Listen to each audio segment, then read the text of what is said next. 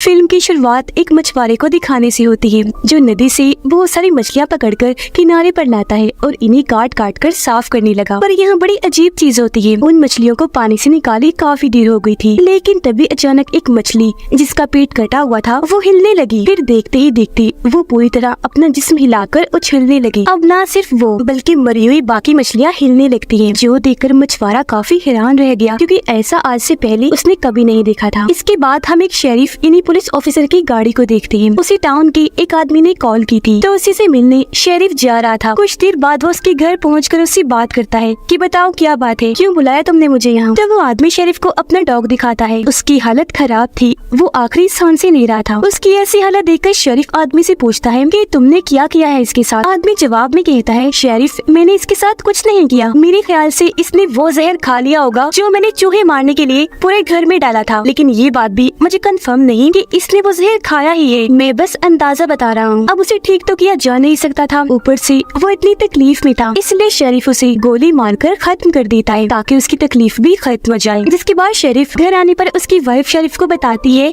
कि हमारे बेटे जोसेफ को पुलिस ने गिरफ्तार कर लिया है और साथ में तुम्हारे लाडले बेटे को भी। असल में शेरिफ का वो सगा बेटा था और उसकी वाइफ का सुतेला, जिसे वो शेरिफ का लाडला कह रही थी। अपने सुतेले बेटे को वो पसंद नहीं करती थी क्योंकि उसकी हरकतें ही अजीब थी। कहती है कि हमारे दोनों बच्चे ही पुलिस की हिरासत में हैं, तो आप जल्दी कुछ कीजिए, फौरन पुलिस स्टेशन जाइए और उन्हें छुड़वा कर ले आइए। जिस पर शेरिफ कहता है, मैं जल्दबाजी से काम नहीं लेता, अभी सब्र कर जाओ। जो कहने के बाद शेरिफ वहाँ से अपने डैड के पास जाने के लिए निकल जाता है। शेरिफ का डैड वही मछुआरा था जिसे हमने शुरुआत में देखा। शेरिफ जब वहाँ पहुँची तो डैड उसे वो मछलियाँ दिखाते हैं जो मरकर दोबारा जिंदा हो गई थी, अजीब तरह से कूद रही थी। ये चीज शेरिफ ने भी पहली बार देखी थी। वो कहता है कि आप इतना मत सोचिए इस बारे में, चलो इन मछलियों को जला देते हैं। पेट्रोल कैन निकालने के लिए वो अपनी गाड़ी के पास गया, गाड़ी की डिग्गी खोली तो हैरत, वो डॉग जिसे कुछ देर पहले ही शेरिफ ने मारा था वो दोबारा जिंदा हो गया था और उस पर हमला कर देता है। तब शेरिफ जैसे तैसे अपनी जान बचाने के लिए पीछे हटा और उसे दोबारा गोली से उड़ा देता है। इस बार गोली उसके सर पर लगी थी तो डॉग अब आखिरकार यहाँ मारा जाता है। उसके मरने के बाद शेरिफ के डैड उन मछलियों और डॉग को एक चीज में डालकर आग लगा देते हैं ताकि इन मुसीबतों का जड़ से ही खात्मा हो जाए जो मर कर दोबारा जिंदा हो रही है। जिसके बाद शेरिफ यहाँ से निकल गया। वो सबसे पहले पुलिस स्टेशन जाता है अपने बच्चों को आजाद करवाने के लिए। अब शेरिफ के बेटे जिस सेल में बंद थे वहाँ उनके साथ एक आदमी को भी रखा गया था जिसकी कल रात से बहुत बुरी हालत थी, वो उल्टियाँ किए जा रहा था। उसकी ऐसी हालत देखकर शेरिफ का बेटा कहता है कि तुम मर क्यों नहीं जाते। जिसके कुछ ही देर के बाद वो आदमी खून की बड़ी बड़ी उल्टियाँ कर देता है, जो देखकर शेरिफ के दोनों बेटे काफी घबरा गए। वो जल्दी से दरवाजे के पास आकर सेल का दरवाजा पीटने लगे और बाहर से मदद मांगने लगते हैं। उनकी आवाज सुनकर शेरिफ यानी उनके डैड और एक पुलिस ऑफिसर वहाँ जल्दी से आए और सेल का दरवाजा खोलकर अंदर आ जाते हैं। पुलिस वाला जब आदमी की ऐसी हालत देखता है तो उसे लगा कि इन दोनों ने जरूर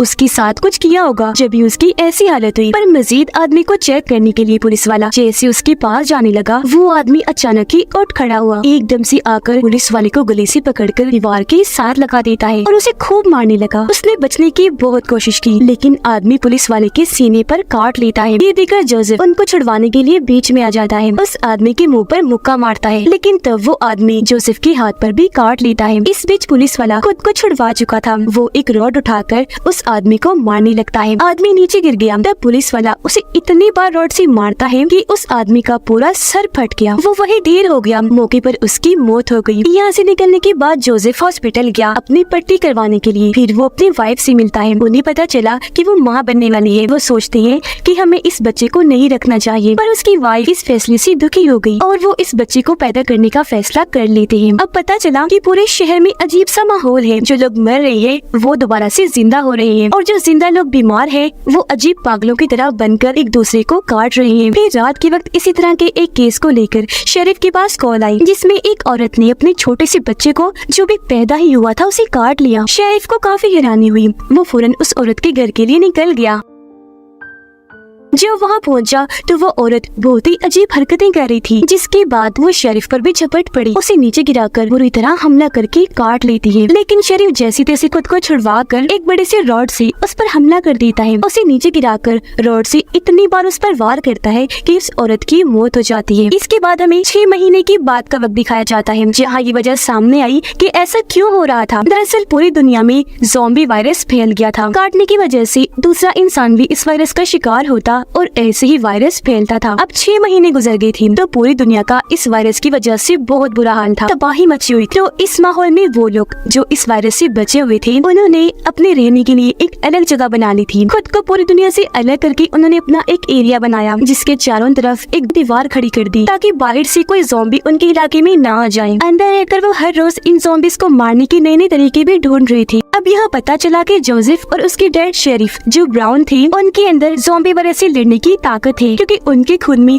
खास किस्म की खूबी थी जिस वजह से वो हर बार ही ज़ॉम्बीज़ के काटने के बाद भी बच जाया करती थी, क्योंकि उनके जख्म बहुत जल्दी भर जाते और वायरस जिसमें भी नहीं फैलता था। ये खूबी तकरीबन सभी ब्राउन लोगों में थी लेकिन व्हाइट लोगों में नहीं थी। यही वजह है कि हर बार ज़ॉम्बीज़ के काटने की वजह से वो वायरस से लड़ नहीं पाते और ज़ॉम्बीज़ बन जाते हैं। अब शेरिफ का दूसरा बेटा यानी जोसेफ का सुतीला भाई व्हाइट था, लेकिन वो खुद व्हाइट लोगों के खिलाफ था और किसी भी व्हाइट इंसान जो बाहर जिंदा है अंदर आने नहीं देता था, क्योंकि उसका मानना था कि अगर यहाँ कोई इस वायरस का शिकार हुआ तो अंदर के सभी व्हाइट लोग भी इस वायरस की लपेट में आ जाएंगे। अब आज भी एक लड़की जो जिंदा बची हुई थी उसे इस एरिया में लाया जाता है, पर उसे तो एक ज़ॉम्बी ने काटा हुआ था, पर वो ये बात किसी को नहीं बताती बल्कि चुपचाप यहाँ रहने लगती है। जोसेफ और उसकी वाइफ काफी परेशान लग रहे थे क्योंकि वो इस बारे में बात कर रही थी कि हमारा बच्चा जो अभी उसकी वाइफ के पेट में है पता नहीं वो इस वायरस से बचा हुआ है या नहीं, क्योंकि उसकी वाइफ डरी हुई थी। वजह ये थी कि वो खुद वाइट है और उसने कई सारे ऐसे केसेस देखे थे जिनमें बच्चा माँ के पेट में इस वायरस का शिकार हो गया और अंदर ही अंदर उसने अपनी माँ को खाना शुरू कर दिया, जिस पर जोसेफ उसे तसल्ली देता है कि तुम इस बारे में इतना मत सोचो।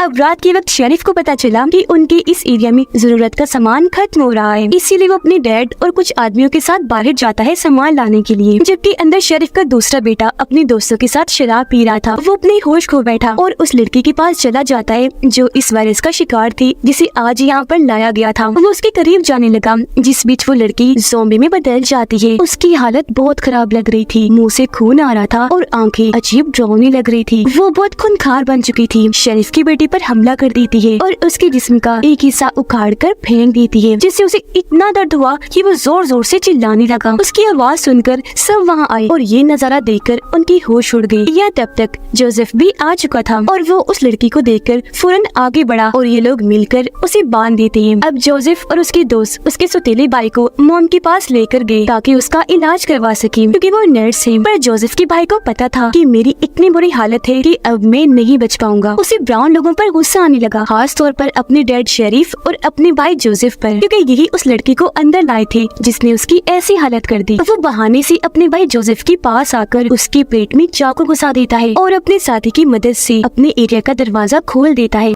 सारे ज़ॉम्बीज़ फौरन भागकर अंदर आ जाते हैं। अब थोड़ी देर बाद शेरिफ अपने एरिया की ऐसी हालत देखकर वो दंग रह गया। रेडियो के जरिए अपनी वाइफ से बात करता है तो वो बताती है कि यहाँ बहुत सारे ज़ॉम्बीज़ घुस आए हैं और हमारे ज्यादातर लोगों को उन्होंने मार दिया है। तकरीबन यहाँ बस 7-8 लोग ही बचे हैं जो एक कमरे में फंसे हुए हैं। तब शेरिफ अपने एक साथी को कहता है कि तुम ऐसा करो, गाड़ी में बैठकर आवाज करके यहाँ से जाओ। गाड़ी की आवाज सुनकर ज़ॉम्बीज़ गाड़ी के पीछे आएंगे और ऐसे हम उनका ध्यान भटका देंगे, लोगों को बचा लेंगे। उस आदमी ने ऐसे ही किया। गाड़ी लेकर जब वो गया तो बहुत सारे ज़ॉम्बीज़ उसके पीछे पड़ गई, जिस बीच मौका पाकर शेरिफ और उसके डैड अंदर गए और बचे हुए लोगों को एक एक करके बचा लेते हैं वहाँ से बाहर निकाल कर। लेकिन जब शेरिफ जोसेफ की वाइफ को बचा रहे थे तो आखिर में खुद पीछे ही रह गई। तब ज़ॉम्बीज़ उन पर एक साथ झपट कर नीचे फेंक देते हैं और पूरी तरह हमला करके नोच नोच कर खाने लगते हैं। पूरी तरह शेरिफ की चीर फाड़ कर दी थी, जिससे वहीं पर उसकी दर्दनाक मौत हो जाती है। अब बचे हुए बाकी लोग बाहर आए और गाड़ी में बैठकर वहाँ से भाग जाते हैं, लेकिन वो सारे शेरिफ की मौत की वजह से बहुत दुखी थे।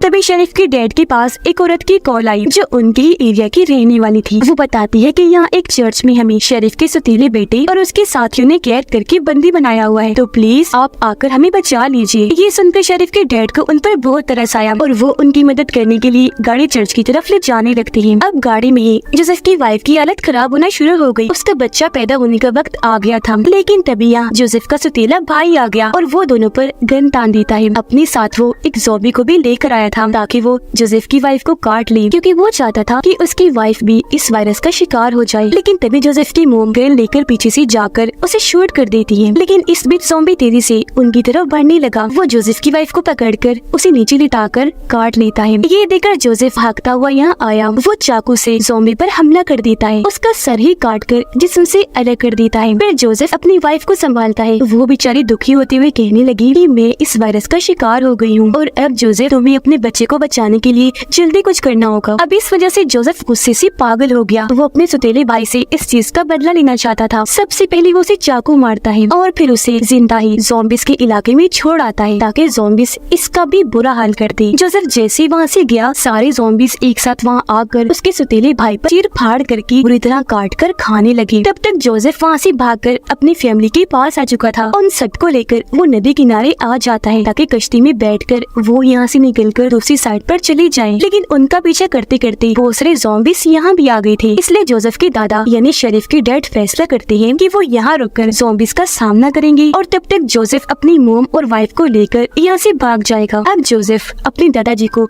ऐसे अकेले छोड़ना तो नहीं चाहता था, लेकिन उसे मुश्किल फैसला करना पड़ा। वो अपने दादाजी को आखिरी अलविदा कहकर वहाँ से कश्ती में बैठा और ये लोग वहाँ से आगे निकल गए। नदी के बिल्कुल बीचों बीच सुनसान जगह पर एक कश्ती रोकती है ताकि उसकी वाइफ अपने बच्चे को पैदा कर सके, क्योंकि ये सुनसान जगह है। वो चाहे जितना मर्जी चिल्ला ले, ज़ॉम्बीज़ के यहाँ आने का खतरा नहीं है। जिसकी थोड़ी देर बाद हम देखते हैं कि उसका बच्चा पैदा हो गया जो बिल्कुल ठीक सेहतमंद था। कोई भी खतरे वाली बात नहीं थी। जोसेफ अपने बच्चे को अपनी वाइफ को पकड़ाते हुए कहता है, लो अपनी बच्ची, हमारी बेटी पैदा हुई है। और ये लोग कोई महफूज जगह पर जाने के लिए आगे बढ़ रही थी। इस फिल्म की कहानी यहीं पर खत्म हो जाती है।